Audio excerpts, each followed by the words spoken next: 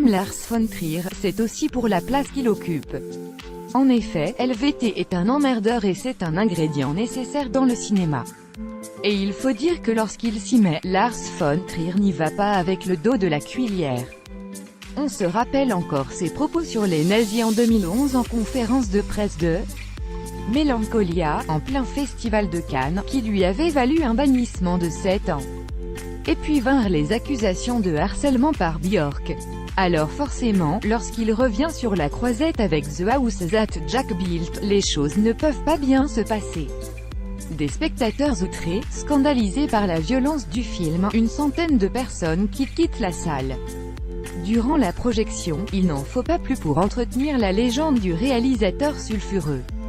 Si nous mettons personnellement un bémol à l'aspect ultra-violent et scandaleux du film dans notre critique, le réalisateur de Dancer in the Dark, Dogville et Breaking The Wave n'en avait pas encore assez puisqu'il a décidé de s'expliquer au micro de la presse.ca, « J'essaie toujours d'aller plus loin.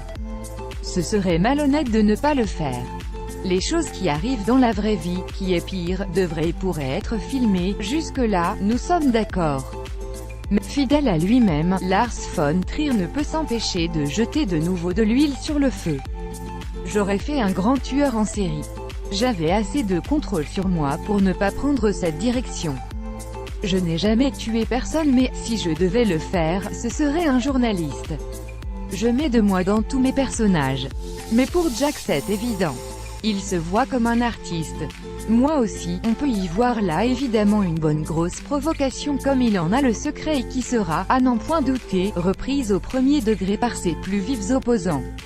Profitant de l'opportunité, LVT s'est également exprimé sur cette histoire de harcèlement et plus particulièrement au mouvement. Le problème de ce mouvement, c'est que les gens sont condamnés sans le moindre juge et, sur le fond, il n'a pas tort, c'est même l'effet le plus déplorable de ce qui se passe actuellement.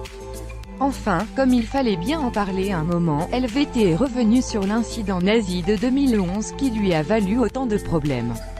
Mettant en lumière, selon lui, que le problème ne se situe pas dans ses propos mais dans les gens qui les ont entendus. Je suis très blessé d'avoir été déclaré persona non grata pour une blague. J'ai été très naïf, parce que la France a un gros problème avec son passé, vous savez, le gouvernement de Vichy qui a livré les Juifs. Cela aurait été mieux si j'avais blagué sur Hitler en Allemagne. Même Harvey Weinstein n'a pas été persona non grata, malgré les accusations d'une centaine de femmes. On vous laisse méditer sur cette dernière phrase. The House That Jack Built n'a pas encore de date de sortie en France.